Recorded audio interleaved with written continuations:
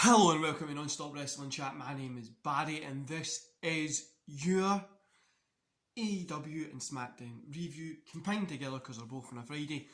Guys, sorry I wasn't with you yesterday. I was actually out and about still with the family, celebrating my birthday, spending some time chilling out, and yeah, we're back on form, we're feeling great, and you know where it's going to be like for the next 8 to 10 minutes is pretty much me going to be ranting because I've got a little bit I want to moan about. So guys, before we get into today's show, don't forget to hit like, subscribe and that beautiful notification bell. We're almost at 200 subscribers and I can't wait to hit it, guys. But yeah, let's get going. So, we're going to do it the way we always the way we have been doing these Friday ones is Smackdown first, then AEW. So Smackdown, kicking off the show. We had the tag team match, which was Big E and Kevin Owens versus Apollo Crews with the Commander and Sami Zayn. Do you know, Big E and Owens got the win here. It was a good opening match. I'm going to give it 3 stars. These guys in are obviously going to put on a good match. But it was no way like it was... I don't know why they're doing like a tag team here. I really don't. I feel these guys could be better maybe... like Big E, Owens, Apollo and Sami Zayn, keep them into that kind of 4-way thing. Do you know what I mean? Like, there could be a feud building up like that, and I feel that would be a lot better than what we're going to see with a tag team. After the match, Cruz says the only reason that you've got a win was because I had to team up with Sami. Next week, we'll have used to against me and the Commander, which... I'm not that interested in for, but it's happening next week.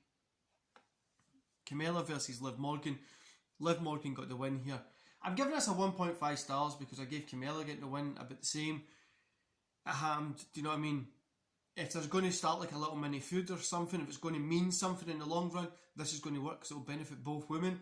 But I think they're probably they let Camilla win, so they're going to let Liv Morgan win this week, and we won't really see much after that. Bailey has a segment with Seth, and it wasn't for me. Then we had Ford versus Chad Gable. Ford gets the win via disqualification because Otis comes running out, and 2 stars. The match was good until the end when Otis come running out. Just didn't really work, but it was good up until the end, and then it wasn't for me. I wasn't a big fan of this. I don't really get where they're going with it. I hope we get something fresh and different, but Then we got King Corbin versus Nakamura with Rick Boggs. Nakamura gets a win here. 1.5 stars in this one, guys. It was a short, no life in it, barely a match. And why the hell are we doing this in 2021? Do you know, I get why is there 2 men fighting over a crown in 2021? I get that they want to do it for kids, whatever. But kids aren't even watching this. I don't even think they know what demographic they're meant to be going for. The sad thing is, this is probably the best storyline that both these guys have had in the past, year? Maybe? Just under a year? Which is really sad. The ending after this was Roman and Crew and kind of Mysterio's having a thing. And I setting up a match for Hell in a Cell, and really... I'm not that interested in it. It just feels like Creative has just went, oh look, Mysterio's there, let's put Mysterio and Roman Reigns together because that will be good.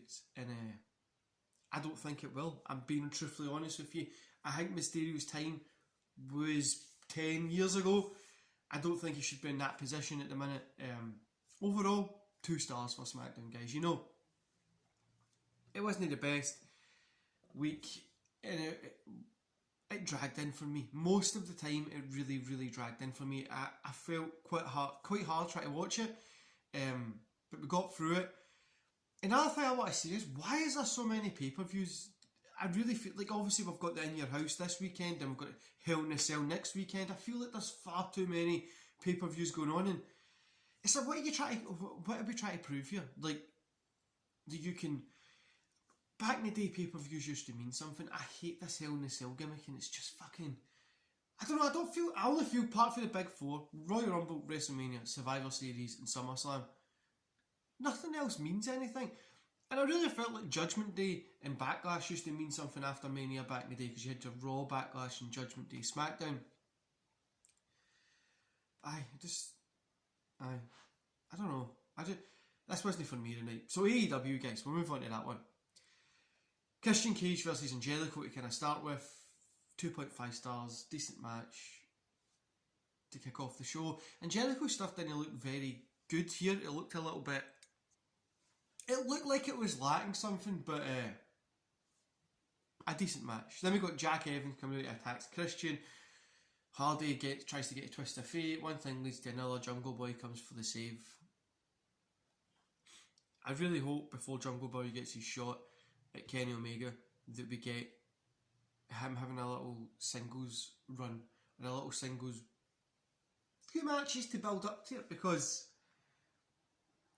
it's not really going to be anything much at the minute, is it? Then we got Pac, Penta and Eddie Kingston versus Young Bucks and Brandon Cutler. The babyface, Pac, Penta and Co win. 3 stars for this one. I thought it was a fun match. The good guys came out on top, as you'd expect, but I really, really did think this was a fun match.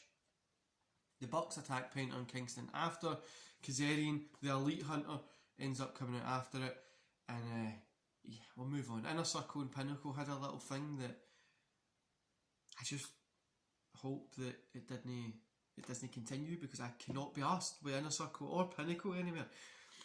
Darby and Sting give their answer to Ethan Page and Scorpio Sky. Darby says he wants a handicap match and asks Sting to sit out because Sting got the win. The TNT Championship match, Evil Uno versus Miro. Miro gets the win, 2.5 here, solid match. I'm really enjoying Miro's work. This is a little bit of breath of fresh air happening here. Miro looking like a monster was really, really cool. Then Lance Archer versus Hopkins. Archer obviously got the win, so we're not even going to rate this on nothing because it was like 40 seconds. Nyla Rose versus Layla, I think that's how you say her name. Nyla Rose got the win, 2 stars.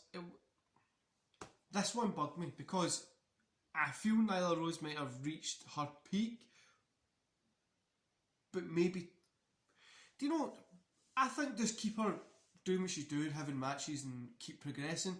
I just feel like neither women put on a solid match here and they've done better in the past. Then we got Brian Cage and Powerhouse Hobbs versus 10 and Hangman Page. Page and 10 got the win. 3 stars here. Really, really enjoyable main event at AEW here. The breakdown of Team Taz that's starting is something that I'm really excited for.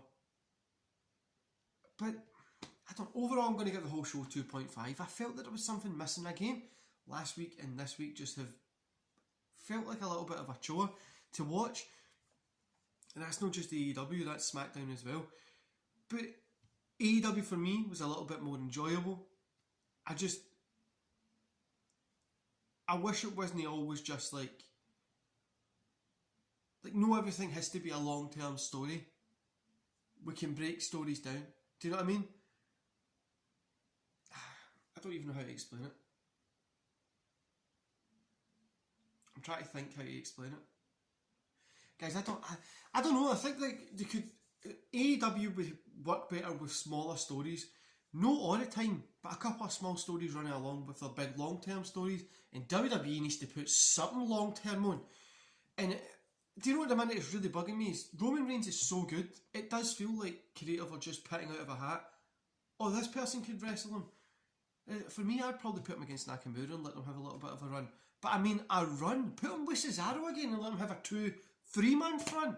Not just this pay-per-view ends 3 weeks. It fucking sometimes then we get like a match that we know he's going to win. I don't know.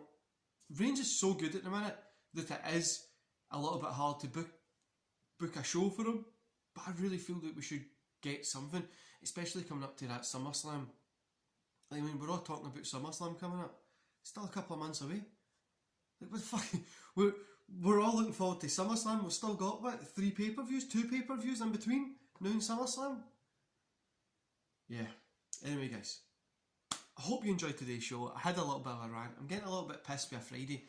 Don't think it really matters, Roman Reigns. Another thing I want to say before we leave. Roman Reigns is overshadowing everybody else on the Smackdown thing. Get somebody in and Right, anyway, I hope you enjoyed today's show. Don't forget to hit like, subscribe, and that beautiful notification bell. There'll be a little bit of a change to scheduling for the rest of the weekend. The watch along might not be getting... I might not have time to get that up. Hopefully I've got some time from work tomorrow. But there'll be a little bit of change of scheduling. Like, it might be up a little bit later than what it normally is. And that's just because I'm still spending time with my kids and my family and stuff like that. Because I've decided to take a long weekend, which is something that I've not done in years. Anyway guys, hope you enjoy the rest of your day, and I'll see you back here tomorrow. See you later.